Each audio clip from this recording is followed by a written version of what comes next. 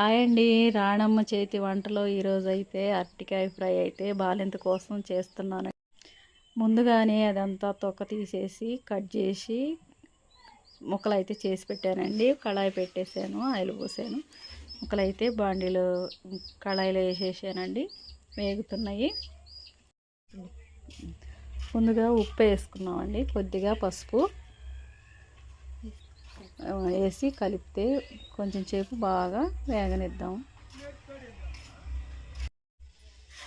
అయితే ముక్కలు బాగా వేగుతున్నాయండి, సన్న సిమ్ములో వేపుకుంటున్నాం. ఇప్పుడైతే కారం కొంచెం వేసుకుందాం, వేసి బాగా కలుపుదామండి. వేగుతున్నాయి మెత్తగా. ఇలా బాగా వేగిన తర్వాత కరివేపాకు వేసుకున్నామండి, అది కూడా కొంచెం కలుపుకుందాం. ఇంతేనండి. వీడియో నచ్చినట్టయితే లైక్ చేయండి.